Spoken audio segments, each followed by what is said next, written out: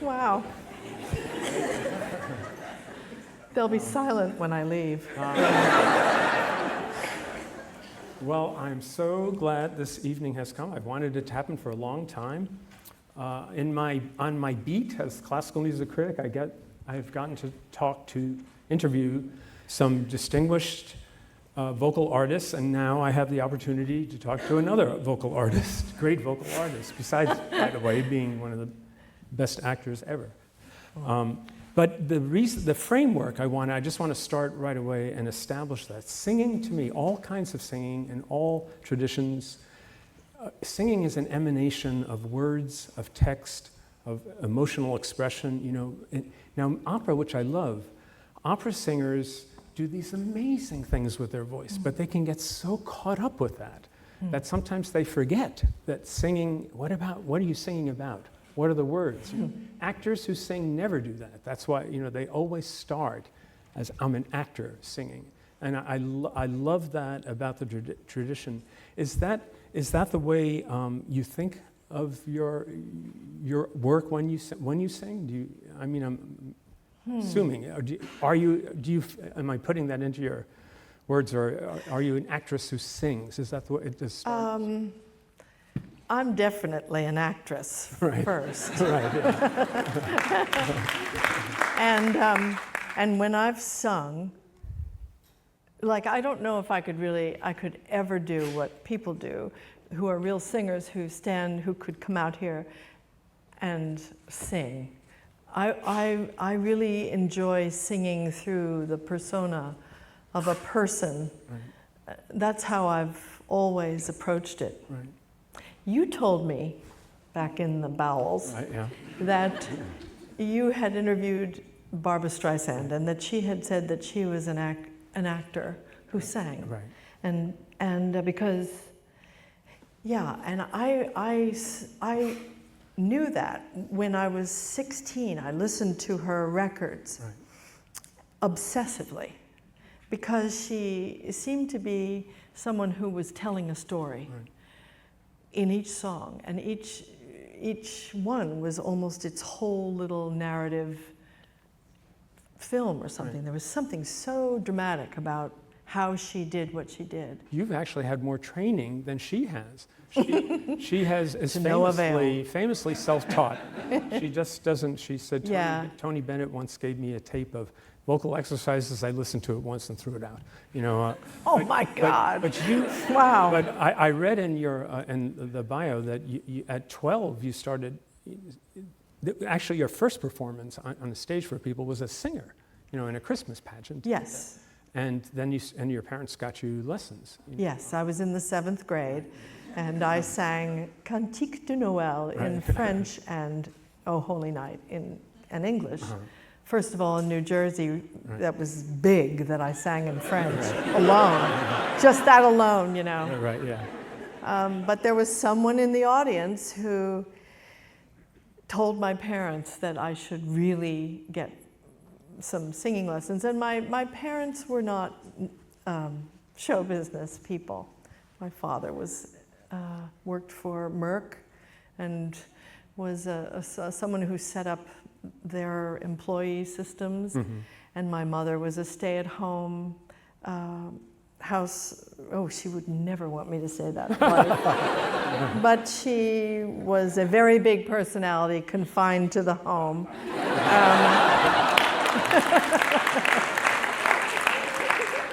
And an artist who did commercial art in a little studio off the back porch. But they weren't, thinking about this for their children. They were thinking engineers. There were a lot of engineers in the family or something. But somebody told them to go give me lessons, and he gave them the name of someone who is fancy teacher, incredibly famous. Yes, Estelle Liebeling, who happened to have some very famous students, including Beverly Sills. Yes, she had the lesson before me on Saturday morning. And I would stand outside the door and think, she's pretty good. But when I first met you and mentioned this idea, you started thinking about it, and you said, well, It's true. I learned a great deal about acting from my voice teacher at Yale. You know, like a lot about acting. What did you mean by that?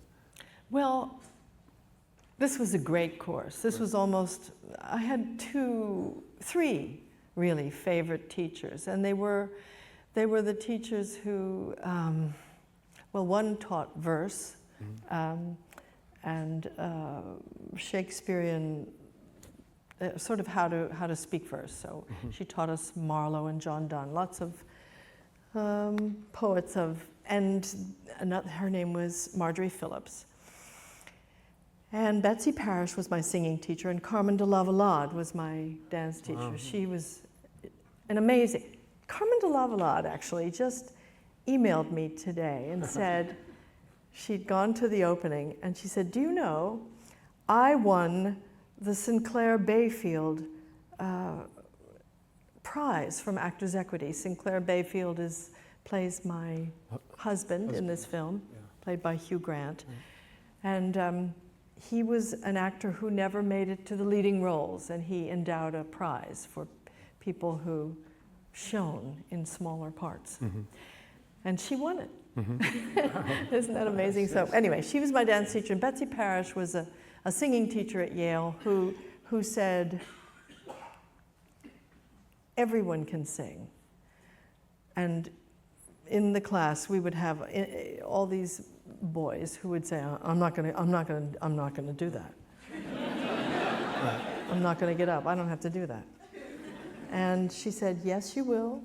You will learn to sing, and you will sing in front of us, and you'll make everybody cry.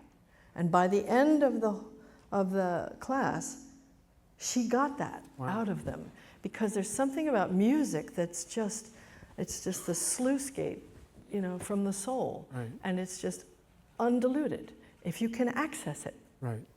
If you can get there, music does a thing that no preparation that an actor can imagine can do. It's just so direct. That's a perfect setup for the first clip I want to play from Into the Woods, which starts with a rather well-known person named Stephen Sondheim explaining, talking about your vocal artistry and how, and this and that. Anyway, I don't want to be too much a music critic or professorial here, but I just want to read just the song "Stay With Me," where the Wicked Witch, who's been this very controlling mother of Rapunzel, is trying to get her. He keeps her locked up in a tower, and she wants to go out and have company, Rapunzel. But the witch says, "Don't you know what's out there in the world? Someone has to shield you from the world. Stay with me. Princes wait there in the world, it's true. Princes, yes, but wolves and humans too. Stay at home." Every mother's understands this. Now, can we have this clip? It's just terrific. From Into the Woods. Meryl Streep is so remarkable. She is able to find colors in lyric that I've rarely come across. She would do a number of takes on the songs in the recording studio, and every take was different in some way.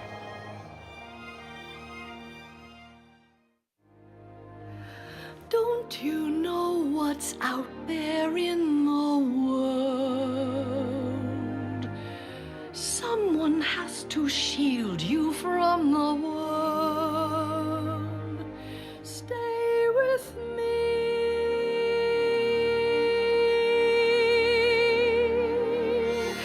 Princes wait there in the world, it's true.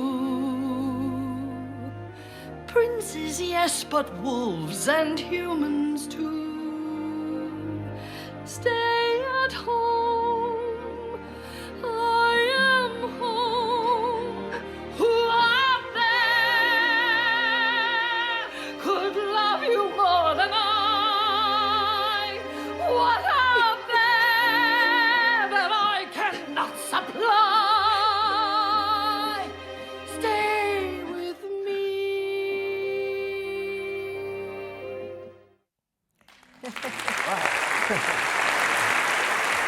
I would sing that since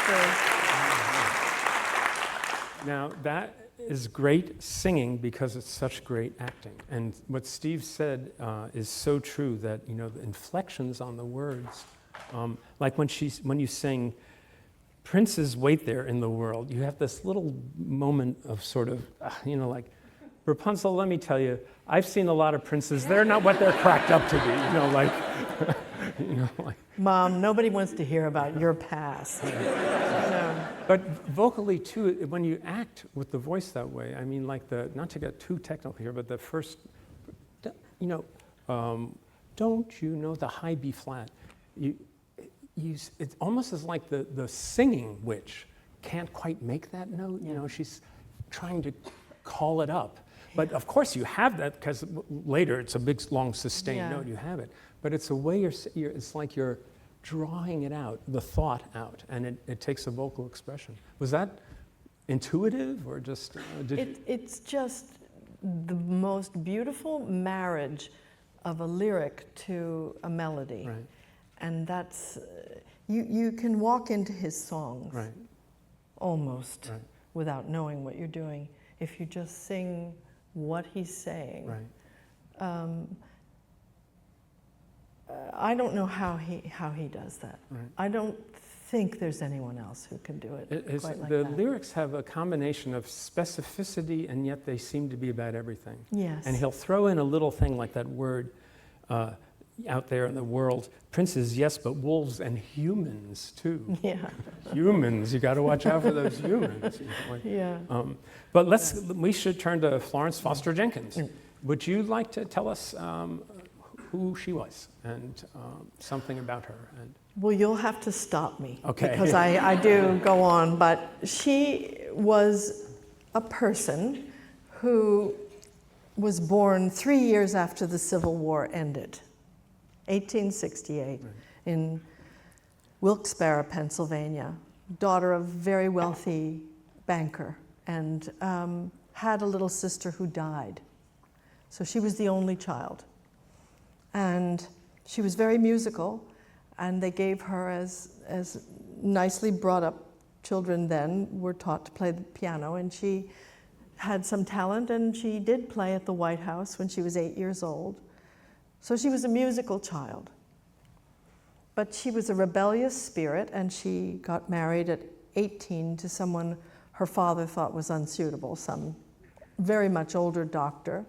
But also, it was partly rebellion because he didn't want to support her musical studies. Yes, he didn't want her to be a Impulsively She wanted to go to Paris and study piano, and he wouldn't do it. So she ran away and married the doctor. I'll show you, you know. Like, who said, "I'll pay for your piano lessons," yeah. and gave her syphilis on the wedding night. Wedding night, 18 years old. At 18. Yeah. But you know, she had so many challenges in her life. She divorced him at some point that's sort of hard to find in the research. Right, yeah. But she and her mother then, when her father died, she inherited an enormous fortune and came to New York and did what she wanted. And she thought, well, I'll sing. I can't play because the nerves were damaged in her hand from syphilis. She endured a cure for this, which was the prescribed thing at that time, which was a combination of something called salvarsan, mercury and arsenic, which you would immerse yourself in. And that may have impaired her cognitive. Yes. Yeah. And her hearing. Right. So she might not have known how she sounded, but she loved music. I mean, there is no doubt that she loved music. She and her mother made their way through the society of New York in the teens and the 20s and the 30s, and by the time our film takes place, which is in 1944, deep in wartime. The last year of her life. Yes. Yes. I mean, she was 76. I play her as 66 because Hugh wanted to be younger.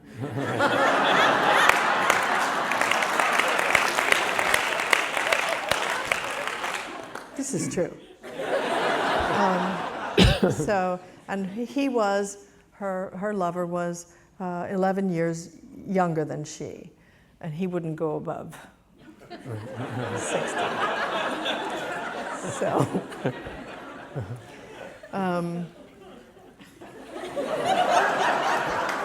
But the film is good at recreating this whole salon and club world Yeah. that existed. it did.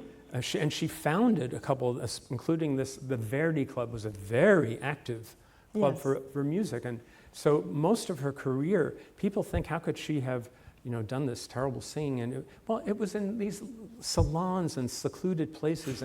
And the film also shows how press or society writers or some music critics would be paid off from the tabloids. Yes. And they'd come write nice things about it. Yes.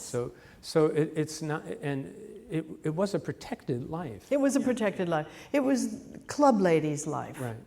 I'm old enough to remember. My mother was, she said, "I'm never going to be a club lady." Right. But there was that layer of that's where women, before the professions were open to them, and were other things to do. Educated women of means, that's where they found their ranking in society Right. by giving money, their husband's money away or their father's Right. money away. And she did that. She was very generous to. I think she was in varying accounts. She either was involved in 40 or 60 clubs Yeah. in New York City, Right. and founded quite a number. And most of them had to do with the arts and with supporting the arts, Right. and music And especially. she was a patroness too. There's a great scene where Toscanini pays a surprise visit Yes. and says, "Oh, you must come to hear my concert with Lily Pons, the soprano. Yes. And by the way, we need some money, otherwise it's not going to happen." Yes. And Florence gives him $1,000. That really happened. Yes. Often. But Yeah. the movie, there's that scene. It really, in a way, one of the most revealing moments in the movie to me is when Florence goes to the Lily Pons concert, and she's so moved by it. It just makes her cry. She's not jealous. She's thrilled. Although going back, she says, "Boy, imagine being able to do that, to move 3,000 people the way she moved me," she means it. But it shows how genuinely she loved music. Well, I think that's what locks us into wanting to do what we do. Right. I mean, I remember seeing Geraldine Page on stage with Christopher Walken, oh God, and the Tennessee Williams, I can't remember the name of the play, when I was a student. Right. And I just thought, it was just like being fed for the first time. Right. I've just been watching the baby birds outside my window, the robins, and they're just like, and that's how you feel that feeling. Oh my God, a worm! It exists. That you find Mike Nichols used to say, you find your tribe, you found your people. Right. Yeah. I don't want to take time away, but you'll love this story, and you will too if you don't know. But I did a Times Talk with Leontine Price a while ago, and she, when she was a little girl in segregated, Mississippi, her mother brought her on the bus to hear Marian Anderson. So of course the concert hall in the South was segregated. Yeah. And I said, how did you straighten that out in your head? What did you do? She said, I just blocked all that out. I looked at her and I said, I'm going to be her. Yeah. And she did it. She did it. But Florence Foster Jenkins also sang very badly, and although it's complicated, she was sort of on the right track, kind of. But let's listen to a clip. This is, let me see.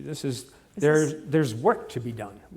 Is the scene. This is she hires a young, kind of charming pianist to be her accompanist. She decides she wants to take lessons again, and her coach is no less than an assistant conductor at the Metropolitan Opera, who's also looking for money. Taking a big check. Taking a big check. And so Cosmo, who doesn't really have any work, Cosme McMoon, I'm sorry. Yes. Gets this gig, and he shows up the next day, and he's all prepared, but he has not heard her sing yet. No. So this is that scene. There's work to be done from Florence Foster Jenkins. Do we have that one? I've learned everything. I'm virtually off score. Good. Then let's get started.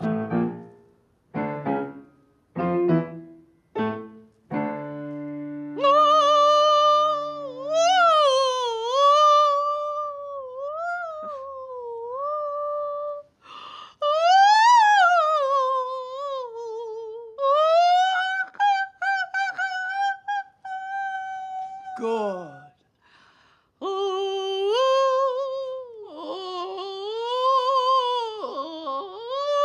Use the air.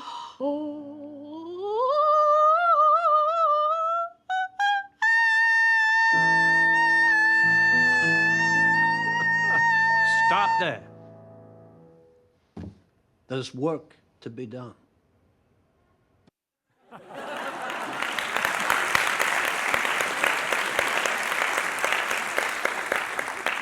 Now the thing is about that, you said in another interview that, I mean, when I've accompanied singers and worked with them, they all go around the room doing whooping up to these things and practicing and all kind of shouting and a lot of vocal technique involves a kind of shouting, a kind of letting go. And the way you portray her, and which is very much what the recordings that we have show, it's like in the ballpark. That's sort of the idea. You wouldn't know it from that clip. Yeah. But there were moments where the director said, "It's too good." Right, yeah. And it Stephen drives me Frears. crazy when they do these clips because they're very chopped. If you know that aria, Right. you know what's been lifted and Yeah, taken out and Bachman, things. yeah, But it is on the DVD. Right, yeah. The whole unexpurgated Let's show version. another one. This is when the one is called Singing at the Ritz. This is she and Cosme McMoon actually work up a performance, and this is Adele's This is another private concert. private concert. Is that the Which is, private? all her concerts were private, were for just friends and sympathetic people who, all her life, except for this one concert when she bought out Carnegie Hall and gave all the soldiers free tickets. And Which is that and she did 1 month after that concert about she died. Yeah. She did. Yeah. And she also made some recordings, and they got out to the radio stations. yes, she made private recordings for her lady friends in Yeah. the club, but she also sent one to the radio. She couldn't resist. Right. And they played it on QXR or whatever it was. This is Singing at the Ritz. This is Adele's little aria from Die Fledermaus. Yeah.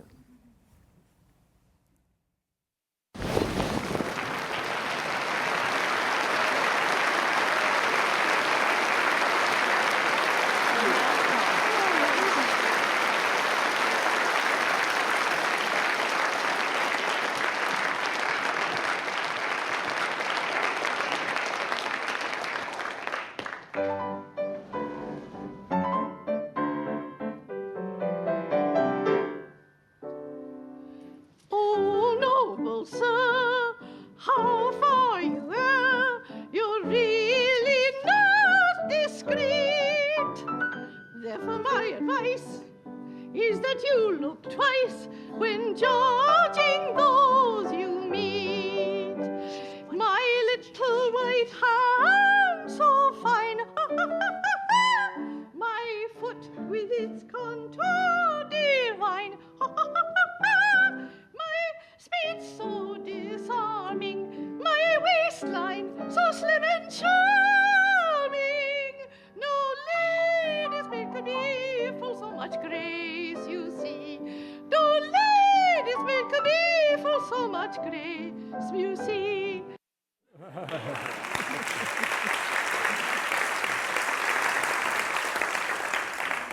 The thing about the recordings that we have of her, which you do capture, I mean, okay, pitch, that's hard for everybody, but rhythm, there's no rhythm, you know, that's a little bit more instinctive. It's hard for people, not too many people have no sense of time, but it's a little like what I was saying about opera singers, that she gets caught up with it, ha ha ha ha ha, when she gets so fixated on getting those notes out Yeah. that she forgets everything else.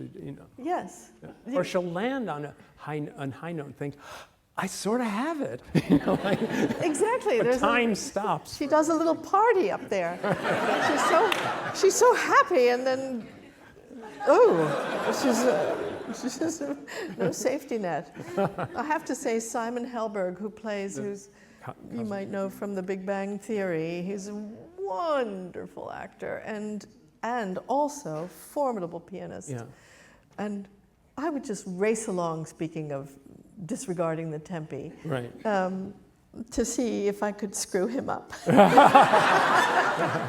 And we had so much fun. Uh-huh. And I also tried to make him laugh, which was my delight. Uh-huh. But yeah, he had a tough job. So there's one, this is not a singing clip, well, sort of. When Florence has made the recording, and she surprises Cosme McMoon with just stopping at his apartment unannounced, and it gives him the recording, and the apartment's kind of messy, and you'll see. But it really does show you the tender, really motherly kind of sweet side, to Florence Foster Jenkins, I think. It's a wonderful clip. I brought you our recording. Gee, thank you, Madam Florence. You're very welcome. You haven't done your dishes, Mr. McMoon. Would you like me to do them for you? No, you don't need to do that, Madam Florence. Well, they'll not wash themselves, will they? I'll make you a deal. I'll wash your dishes if you play something for me. What shall I play? Anything you like.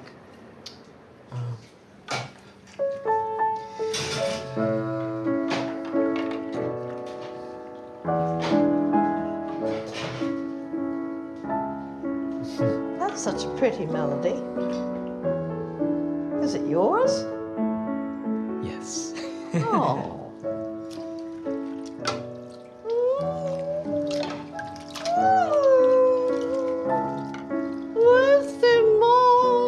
You inspire me. I shall write some lyrics for you. Oh, wonderful.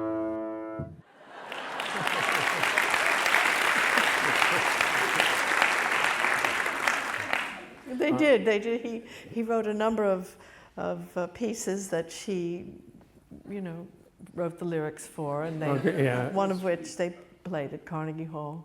I have more acting things I want to show, but people are enjoying Florence so much. Maybe I was not sure. Should we show them the tableau vivant? No, you don't want to see that? Save that. Okay, we'll save that. Okay. Well, then let's get to this larger topic. I mean, when I first met you and I sort of threw this idea at you, I was talking about the mingling of speech and song, of acting and singing, and you said, well, it's all music to me, and I got very interested in thinking about the musicality of speech, and I found some clips where there are some roles you've played that are the characteristic of the speaking voice, like Julia Child, is so musical. She practically sang those radio programs. I mean, her television programs. Yes. But I picked one. This is from A Prairie Home Companion, which I love. It's great Altman movie. And if you know, Meryl Streep and Lily Tomlin play the last two surviving sisters of what had been a quartet. Yes. And there are a lot of scenes in the movie where they do stand up and sing very nicely, but I picked one that sort of shows the segue from speech to song, because they're backstage before and they remember that they used to have this dog, and they start cracking up about the dog, and then they slowly merge into this song, and it's like a little lesson to me of how speech becomes singing. Can we have that? It's from the only clip from Prairie Home Companion. We used to have a dog in the act when Wanda and Connie were in it, and that dog, we sing this whole song, and thought you would have. Oh, my God, that was a dog. I've been thinking about him all day long. Yeah. Rusty always comes to my mind. That's it. Go tell Aunt Gladys. Go tell Aunt Gladys. Go tell Aunt Gladys. The old brown dog is dead. An old brown dog named Rusty. An old brown dog named Rusty. An old brown dog named Rusty. He just laid down and died. And then right on cue, it was, I mean, I don't know if we were harmonizing with him or he was harmonizing with us. Oh, he died from chasing squirrels. Ladies and Died gentlemen, from this is not a chasing test. squirrels. He died from 2 minutes chasing for broadcast. 2 squirrels. minutes, please. He ate one and got sick. Must have been a bad one. Must have been a bad one. Must have been a bad one. He just laid Lay down down and died.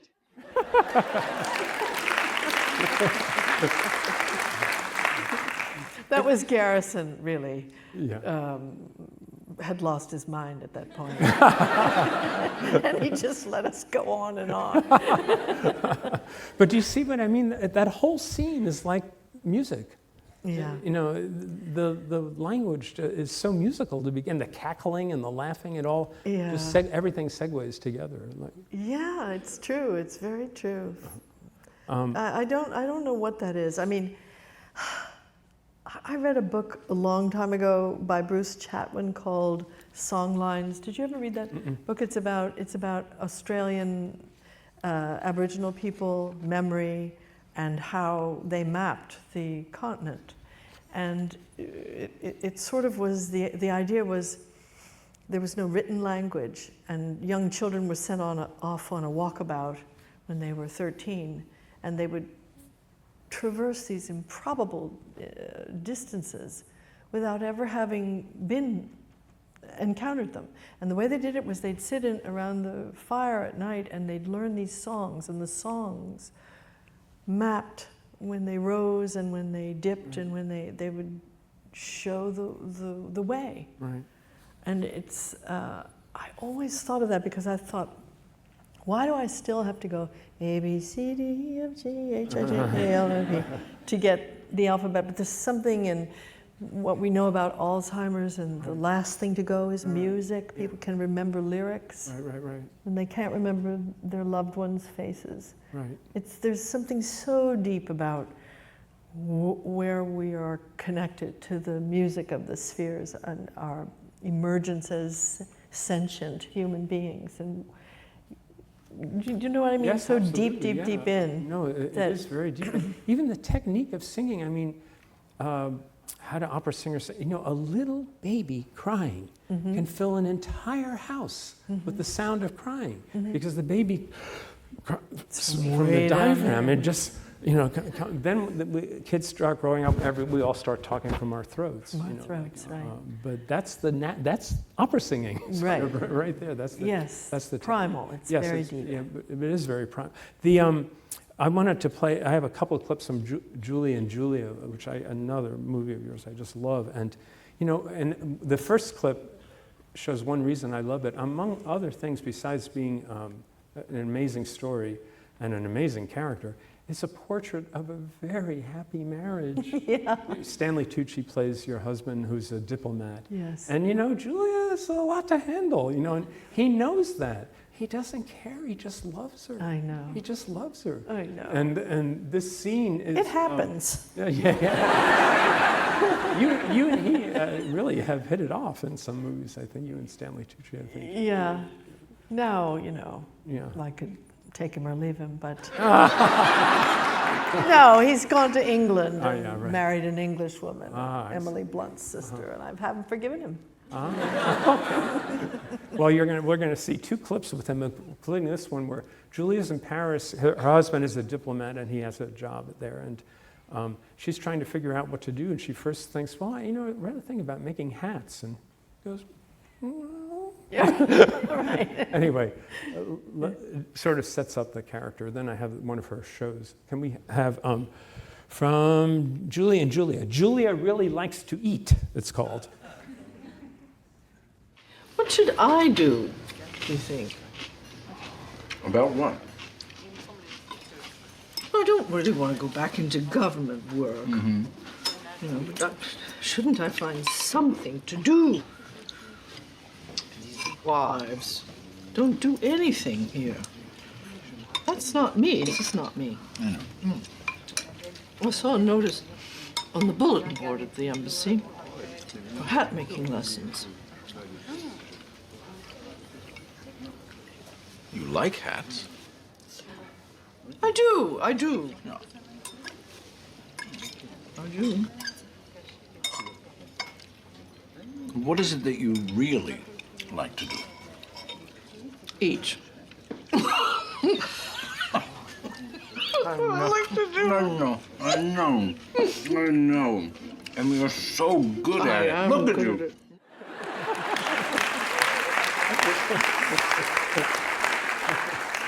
He really is divine.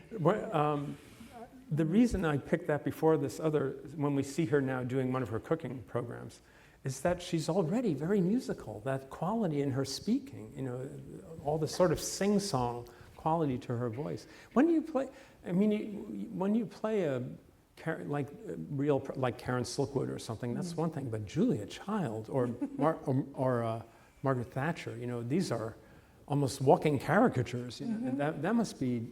Did you look at all the shows again? The Julia Child. My mother used to say to me, she was very good at portraiture, and she said, Meryl, it's all in the eyebrows. Everything character is in the eyebrows, right. And what she meant was there are distinctive things about people that change the face so indelibly. And I think that the voice is that way too. Voices are, our director, Stephen Frears, when he would watch the scenes being filmed. Florence, yeah. Yeah, in Florence Foster Jenkins, they sit at the monitor and they just watch the directors normally. But he wouldn't even look at the screen. He would just listen for the authenticity. He could hear it. He could hear the take that was the good take. Right. And inevitably, he was absolutely right. Right. But there is something in speech that even if you take the visual away, you can find the person there. Right. Julia Child is very distinctive, and we remember her for her voice, but every one of the women that I've played, to me, has had that same kind of signature sound. Sound, right. Yeah. Uh-huh. And even the ones I made up, Right. like the one in Prairie. Right.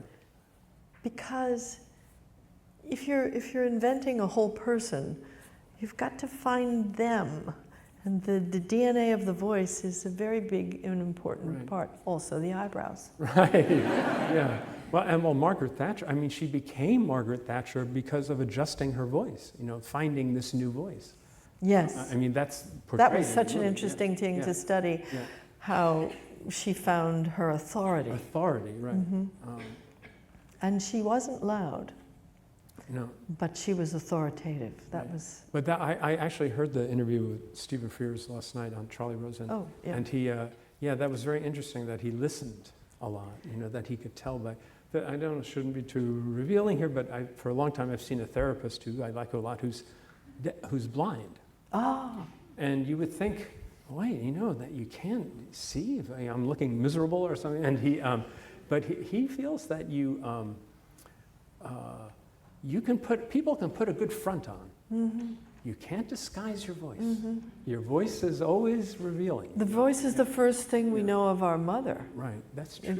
You hear, even inside, you hear that. And before newborns can really see much, they hear. And, Right. that's what they say when you die. That's you hear, more than you can see. Was Julia just so larger than life? Was that a challenge about that? That I would think that it would be hard to. You don't want to go too far. It's difficult when you're playing someone that's so familiar to people, right. and it's an outline that's so ingrained, and Right. people feel own their own perception of her. Right. But yeah, but that's a little challenge. Right. And also there's something always that the actor knows that nobody else knows Right. about somebody that they're playing. Well, this is one of the scene where she's doing one of her cooking shows, and she practically sings the lesson. You know, really, it's so musical. This is Watching Julia. I'm going to try to flip this thing over now, which is a rather daring thing to do. She Before, I changed just have to everything. get a little Before her, it was crust around the frozen bottom. food and can openers and marshmallows. Don't knock Give it marshmallows. a try. When you flip anything, you've just got to have the courage of your convictions, especially if it's a loose sort of mass, like, oh, that didn't go very well. But you see, when I flipped it, I didn't have the She's so courage adorable. I needed the way I should have. Oh, but you can always put it together. And you're alone in the kitchen. Who's to see? But if you're Pearls. going to The woman learn is wearing to pearls in the flip it, kitchen. You've just got to practice, like the piano. I'm Julia Child. Bon appetit.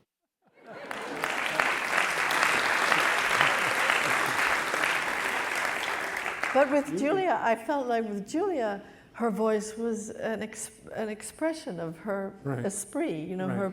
her joie de vivre. Yeah. And that was something, you couldn't have one without the other. And she embraced her flamboyance. She said, "Yes, I know I'm flamboyant." She was 6'3", come on.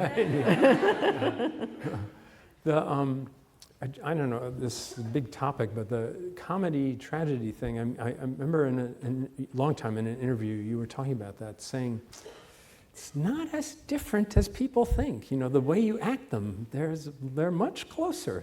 Because in a comedy, you're not in on the joke. You know, like you're taking it seriously. Yes. You know? Well, my favorite playwrights, Chekhov and August Wilson, understand that everything that's deeply serious also has something funny about it. Right. I feel like I'm in an echo chamber. No, This is my bosom. Yeah, I feel that that's very true. And Mike Nichols always said, you know, if it's not funny, even the saddest thing, there's something in it. Right. That's like life, you know. Right. There are some films. Sometimes a film is a great film and successful, but beyond that, it just comes at a moment that plugs into the cultural moment. You know, what's going on, and all of a sudden, everyone's talking about it. And you've had a few of those. An earlier one is Kramer versus Kramer.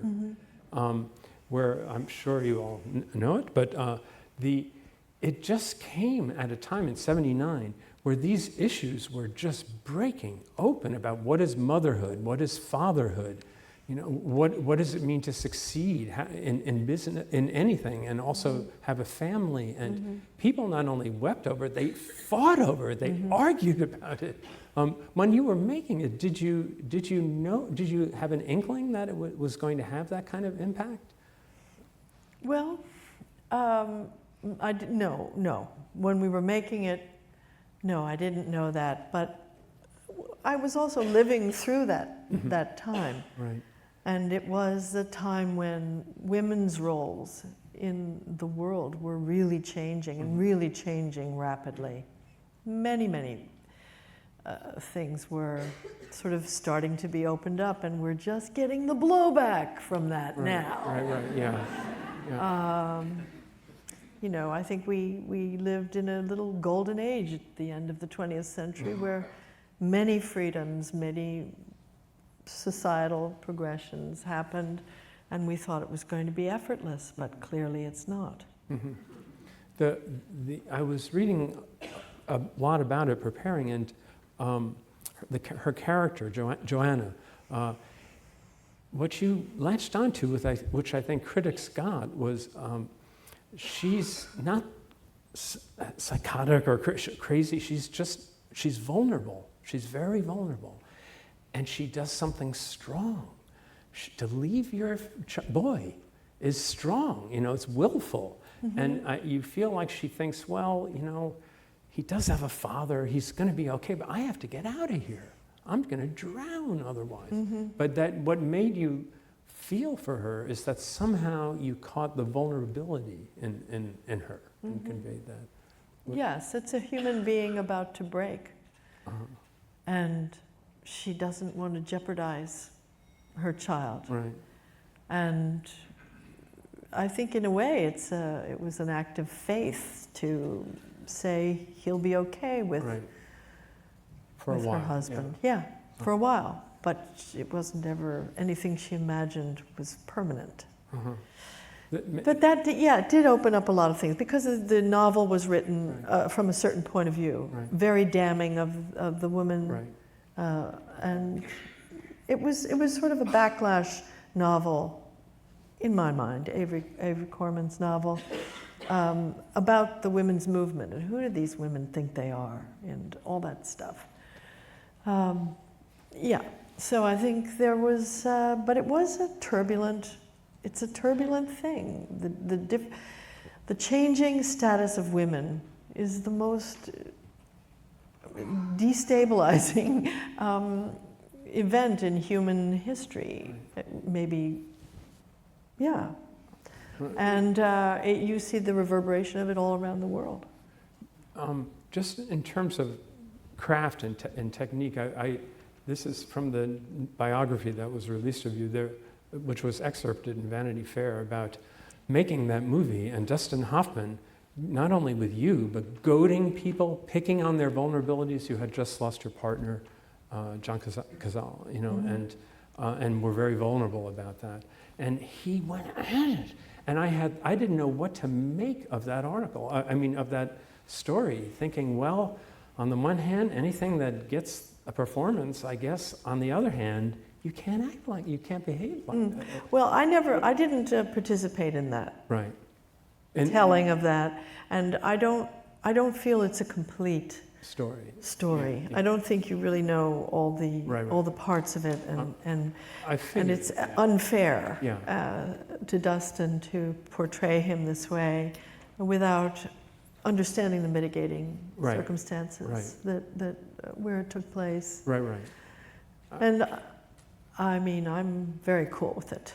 Right. Okay. Very cool with it. Yeah. Well, the results were, of that the work process were amazing. Yeah, and he's an amazing actor and a great human being. Right.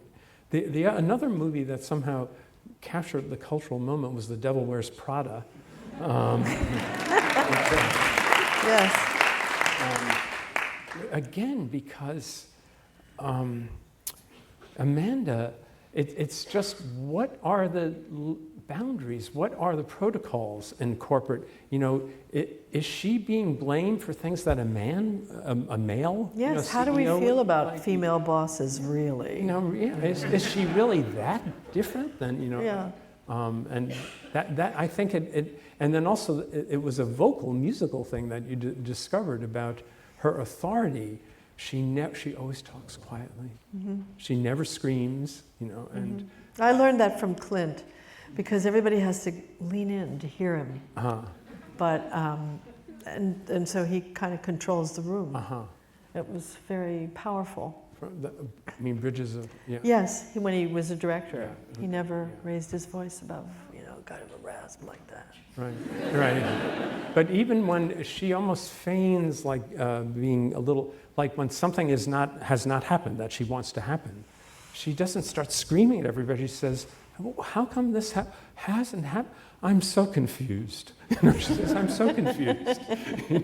And that works more. That everybody goes, "Oh my God, we're in trouble now." Yes, manipulation in all of it. It's wonderful. I wish I were that controlled in my own house, but no. You'll hear it's a decibel level when I'm unhappy. This relates to all of your work, but also it relates especially back to Florence. It's something I meant to bring up, that one thing about her is that she had a support group. She had enablers, her husband, the Yes. character, and people who were there, like the conductor from the Met, who at least for whatever reasons was willing to support Yeah. her. But it did occur to me that the arts, performing arts, are like that. That we in music, in acting, you are so dependent on. Even Meryl Streep in the middle of a challenging movie must think, it's terrible, I don't know what I'm doing, and you're just very Yeah. reliant. Is it working? I Yeah. and You really don't know until you first put it in front of an audience. Right. It's a sort of a terrifying process. Even though you can make the crew laugh, and you see the shoulders going up and down like this. They can't make a sound, but they're going. That's heartening, but it's not a guarantee that anybody's going to go.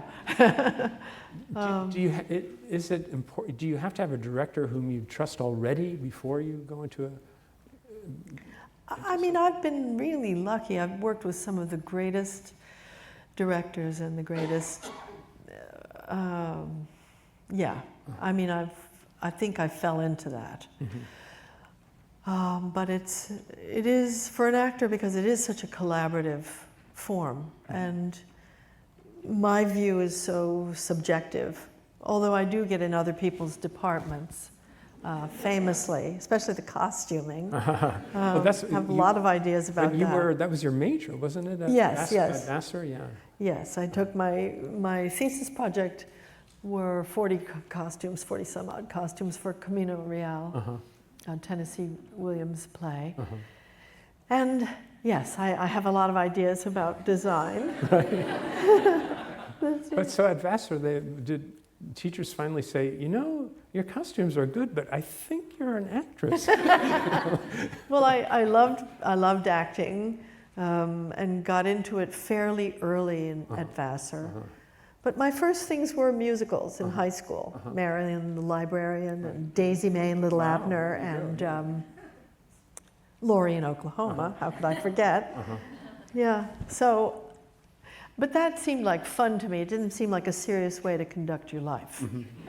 And so I went and thought, well, I'll study all sorts of things at Vassar, and it was such a great time to be there when there were just women, and then for 2 years the men came in, and it was a really interesting kind of transitional moment in our culture.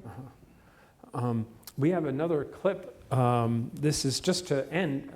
Before we start taking questions, and this is being streamed on Facebook Live. I have some questions over there, and we're going to let people ask some questions too. But to end with music, this is the Mamma Mia from Mamma Mia. Oh, thank God! Thank God! I was cheated by you, and I think you know when. So I made up my mind, it must come to an end. Look at me now, will I ever learn? I don't know how, but I suddenly lose control. There's a fire within my soul. Just one look and I can hear a bell ring. One more look and I forget everything. Whoa, Mamma Mia, here I go again. My, how can I resist ya? Mamma Mia, does it show again?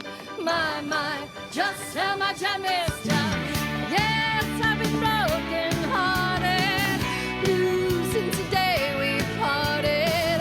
Why did I ever let you go?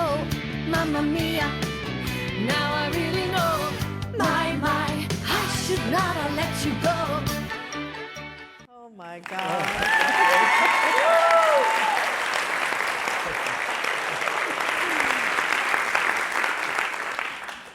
I thought you were the classical music. Well, that was pretty. No, funny. that was great. You've only done 2 movies that actually are musicals, right? Mamma Mia and Into the Woods, I believe. There's a lot. You've done a lot of singing. Yeah. You know, Yeah, those are the only Silkwood, ones. Actual musicals. Yeah. Yeah. Remember, I mean, there was a time when they wouldn't make musical movies for a long time. There was a big drought, and they're back. Yeah, which I is think good. they are back. Yeah, they are. That's good. Are the stands set up over there for the questions? Yeah, but let me just ask a couple that I got from online. Did you find it a challenge to sing out of tune for Florence? Is it hard to sing badly? It was surprisingly easy, but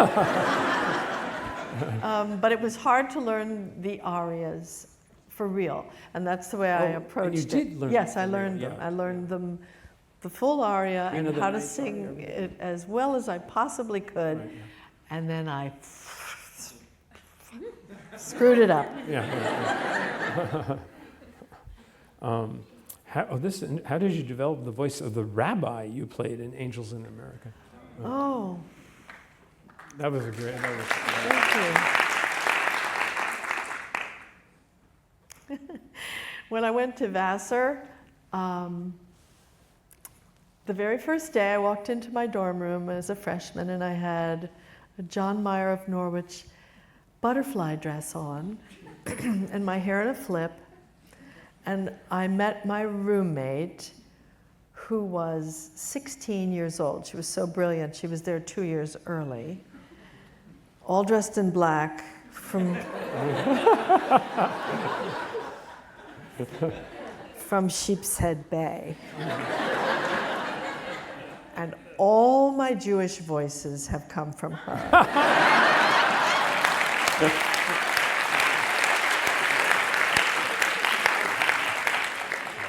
She said, "Do you smoke?" I said, "Yeah." She said, "Here." And I took a puff of a Marlboro and I fell down, I fainted. Wow. But I changed while I was there. Angels, that must have been something to make it. Yeah, Angels was an amazing. It's something I'm almost more proud of it than anything. Right. It's extraordinary. It's just to be proud, just to be in that groundbreaking work. Right. Yeah. If people would like to go up to the microphones, and I've just been asked to say 3 times, please try to ask a question and not make tell a story or Yes. Yes, Meryl, my name is Ben Ryan, and I'm a feminist. And thank you for roaring at the DNC. Hillary! Yes, Hillary. Can you please tell us about why you support Hillary and what you're doing for the next 89 days to make sure we have a woman president?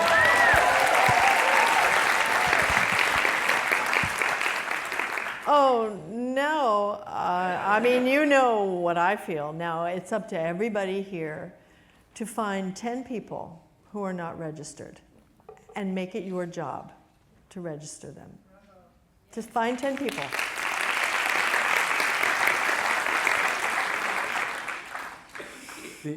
That's speaking of singing. When you spoke at the Democratic National Convention, you began with a Brunhilde war cry. I didn't even know that until after my girls played it back for me. I did look up into the booth where they were sitting, and they were both like this. So.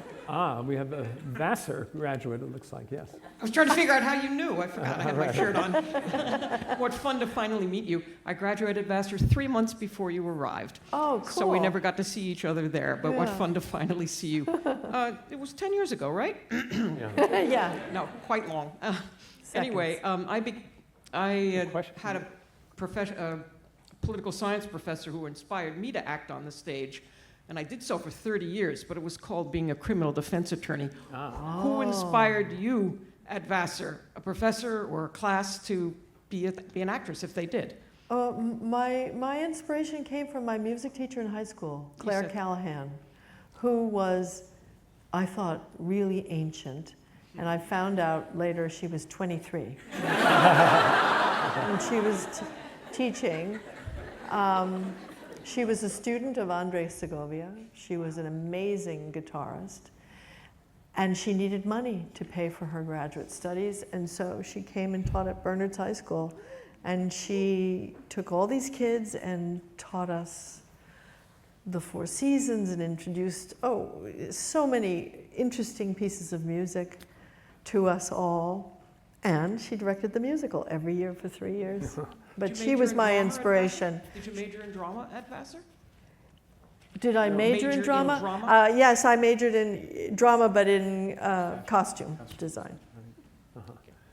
Yes, sir. Hi, my name is Gregory Durant, and I'm a music teacher, actually, and getting ready to start my 12th year in East Harlem. And Wonderful. we incorporated Opus 118, which fantastic. is part of Music of the Heart. Music of the Heart. And my question for you is there any roles that you've played where then it's inspired you to be an advocate for a different type of group? Well, yeah. I mean, I still support Opus 118, and I think, music education, what Joshua Bell is doing is fantastic, Yo-Yo Ma. All the people that bring music back into the schools, because that's what made me excited to go to school. And my brain didn't wake up until it was capacious enough to take in information that I thought I wasn't interested in. But music brought me to school. And you gotta have school be fun. And when they cut the arts out, it's just like, God, if there's nothing but STEM, there's no flower. Right.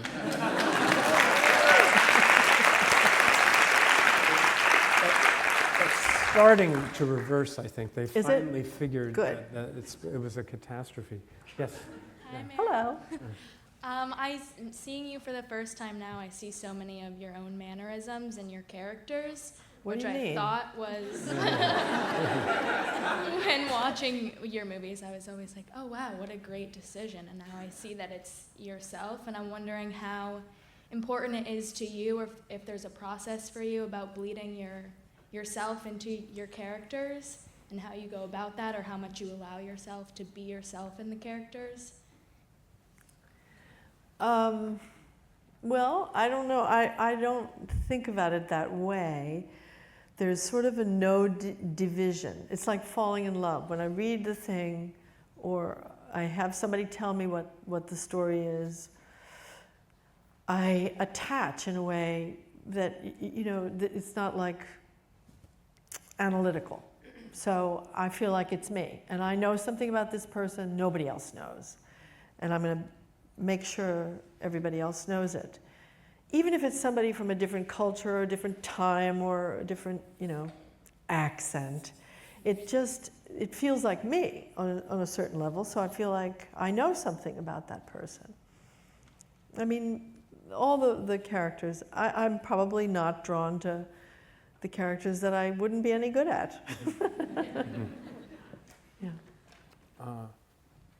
Yes. Hi, good evening. How are you? Hi. Thanks so much for being here. I'm really sorry about asking you this. But when you think about the movie, even though we haven't seen it, when you know the story, you know that it's about dreams and how, you don't care what everybody thinks, you just fight for it. So tonight I want to ask you if you believe in dreams. Can I give you a hug? Oh. If it's not, I understand. But if you can leap over 900 people here, you can absolutely. Come here, baby. Oh. Thank you. Follow your dreams. That's right. Okay? Follow your dreams. That's what I say.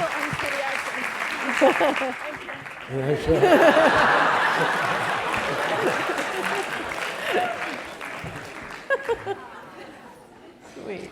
Well, that must be,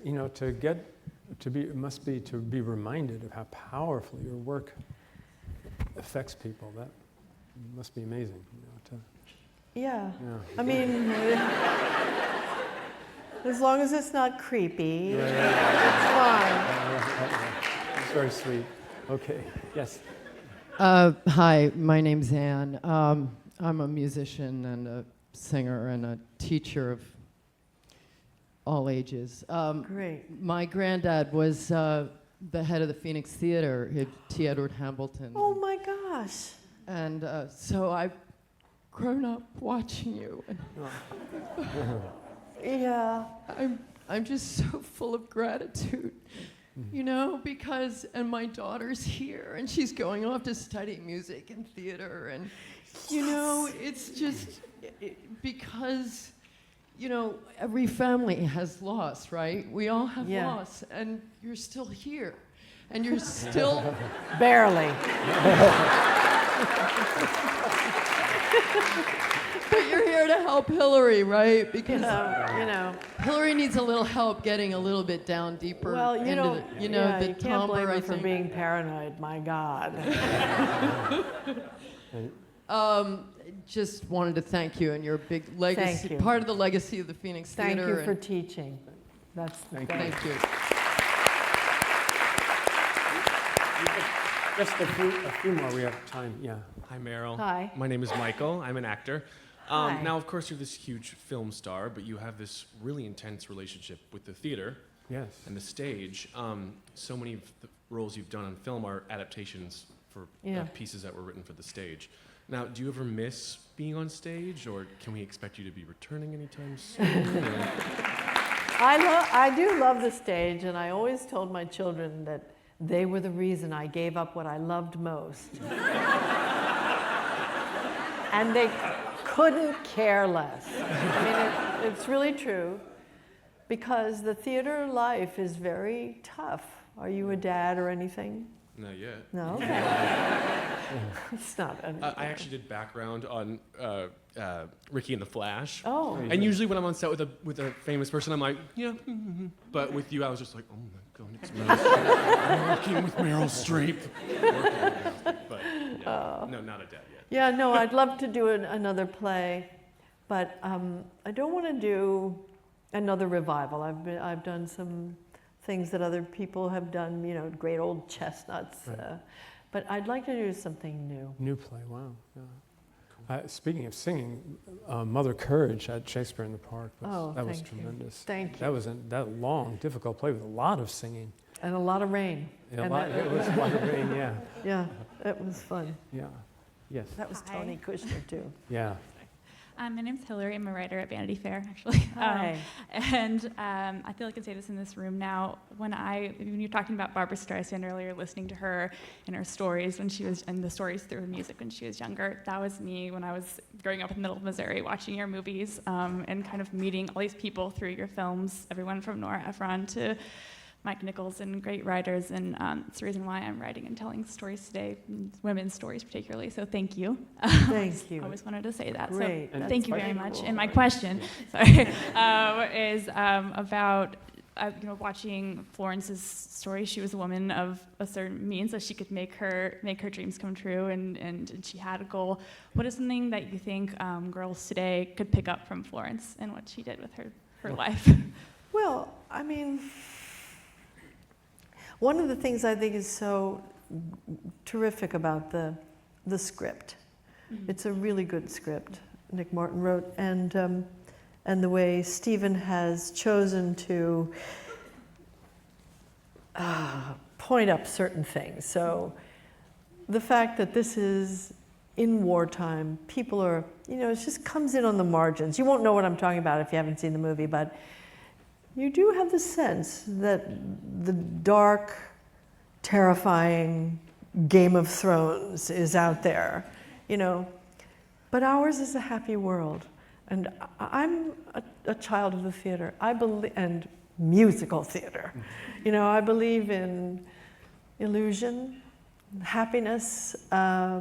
Sometimes happiness is an illusion that we need to prop up and support, just as much as the dreadful truth.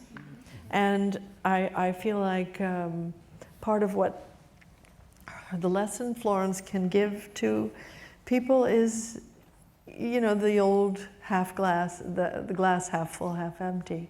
She was someone who just had every reason to think she was really, could step off at any moment.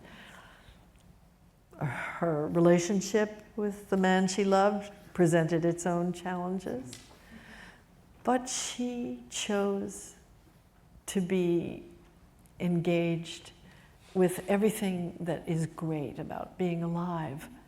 And I mean, that's the lesson, isn't it? Of just be alive in the moment in which you live and take everything good out of it that you can and try to put it back in. That's what she did.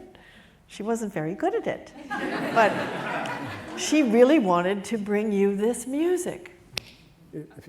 Unless you don't want to give it away, the final line that she sings, that she says, is so great. We were talking about it in the green room. Oh yes. Well, let them. Let them. They'll find out. That's so great. We really just one more. I'm sorry, and then we do have to stop. Hi, Meryl. My name Hi. is Mary. I'm Hi, Mary. your biggest fan. I was with my grandparents' movie theater once, and I snuck out of a PG-rated movie to watch you, and it's complicated. So I'm a huge fan. And I'm about to enter the real world into New York City, and I know that you did the same. I'm just wondering if you have any advice for me because you're so inspirational, and I'd love to always remember this piece of advice from you. Oh gosh. That's a lot of pressure. Call your mother every week. Without fail. And don't think about your weight. Not 1 second. Be active, be happy, do your, run around, do things. But don't smoke. I think that's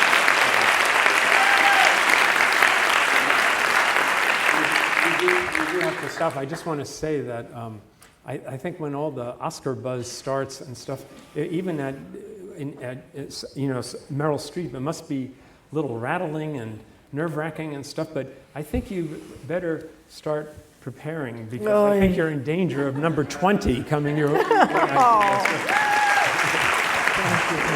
you. Thank you. Meryl Streep. Really good. Thank you. Thanks for coming, Bill. Thank you. It's a letter from my wife.